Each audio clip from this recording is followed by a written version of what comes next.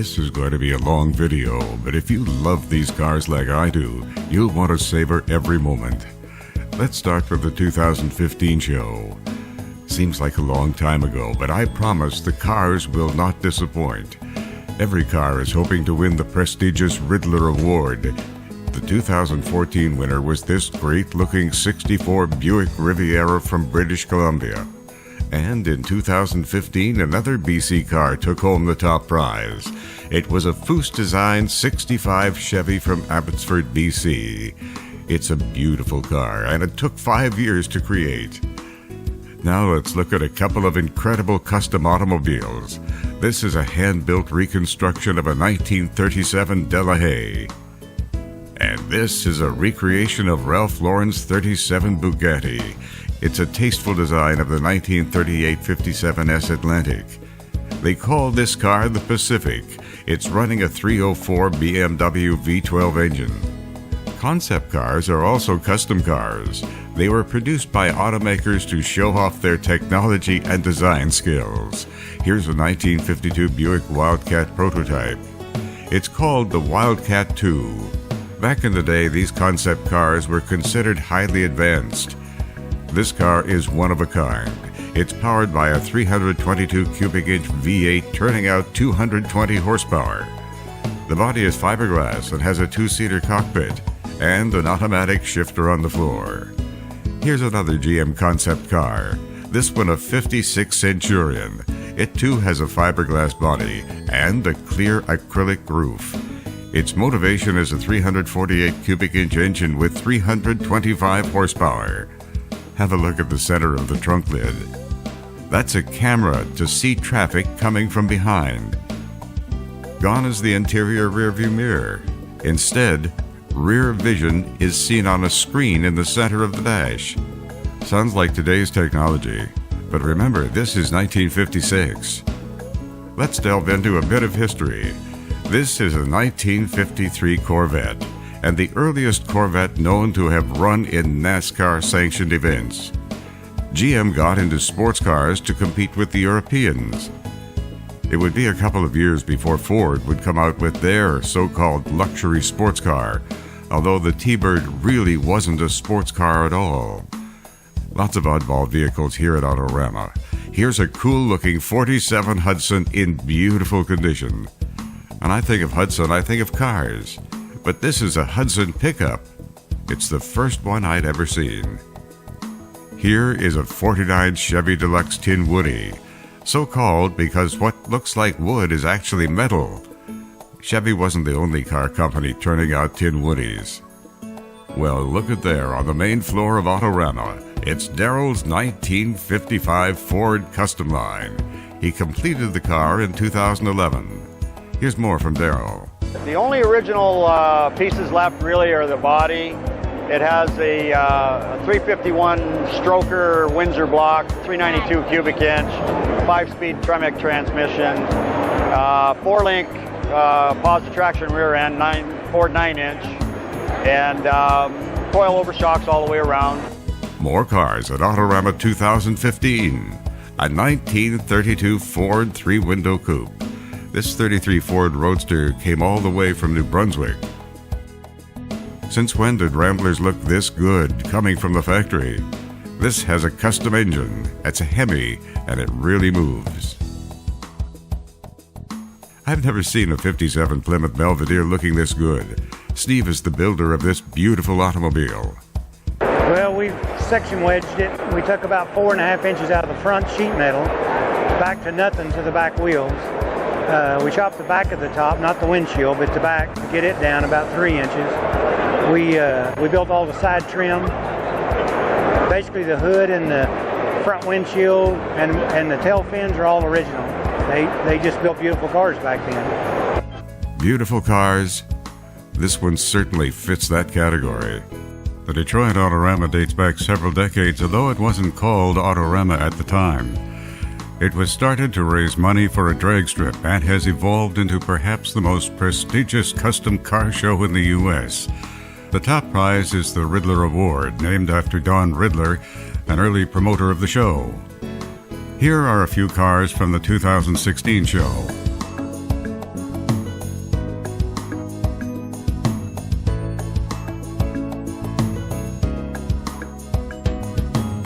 At that time, the Riddler Award winner went to this 1939 Olds. Here's a quick look at this great car.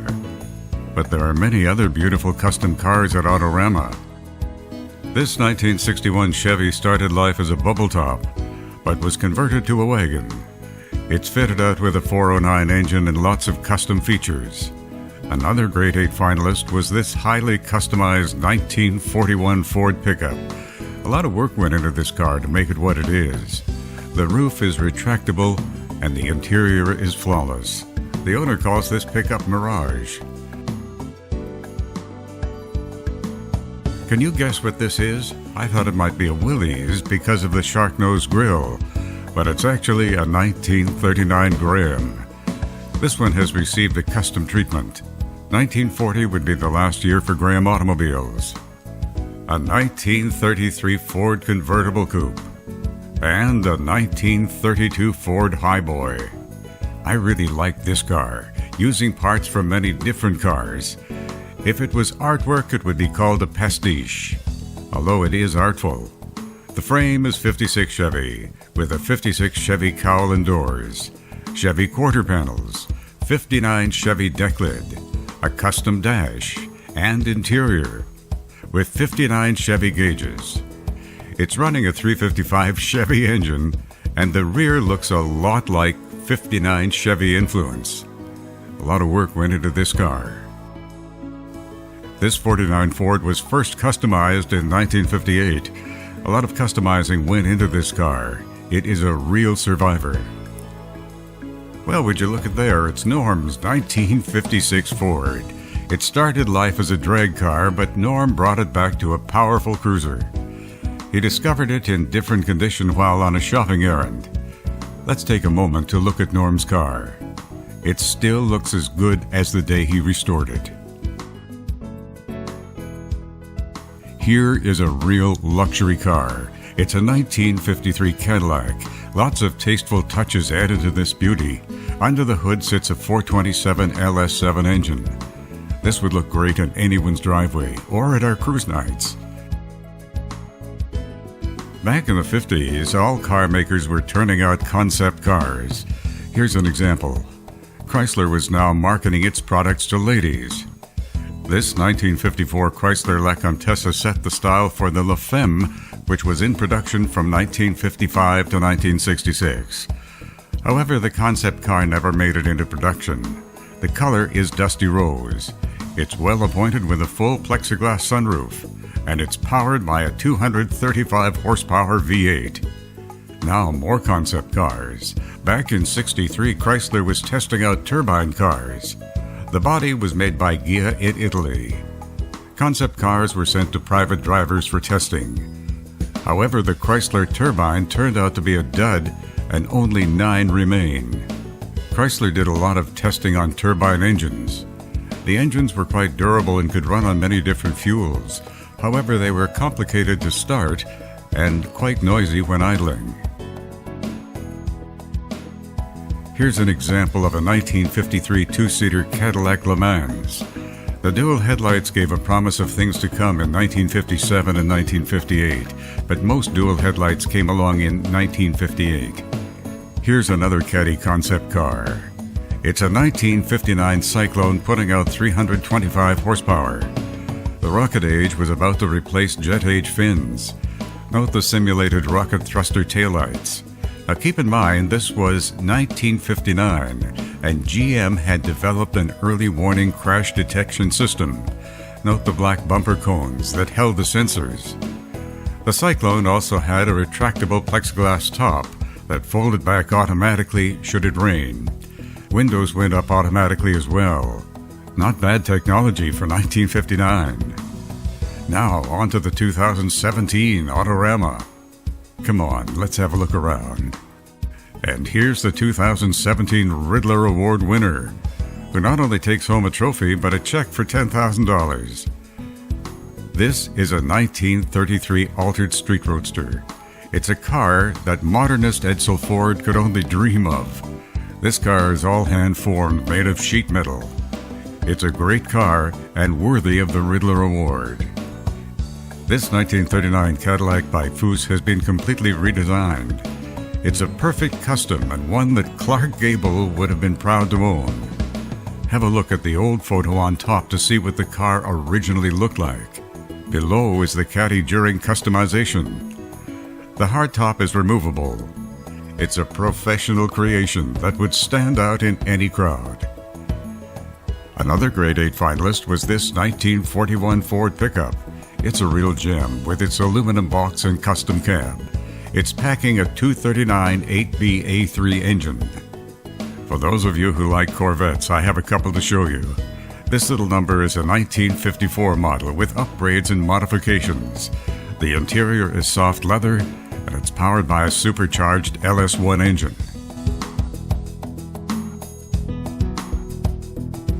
And here's another beauty, this one a 57. The yellow and white color combination is tasteful, and the real beauty comes from under the hood. It's running a Cadillac LSA supercharged 556 horsepower engine. Like the previous Corvette, it has leather seating and plenty of custom features. You know, we all have car dreams, and it was Dennis' dream to own a 1960 T-Bird. The T-Bird was in pretty rough shape, but Dennis opened up his wallet and, like many, turned a piece of junk into a jewel. It's remarkable how memories play a big part in the cars we own and treasure. The interior is Jaguar saddle-tan leather with a 5-speed manual transmission. Under the hood is a 351 Windsor engine, blueprinted, balanced, and stroked to 408 cubic inches, and turning out 494 horsepower. The color is Bordeaux red metallic. The taillights are from a 59 Caddy.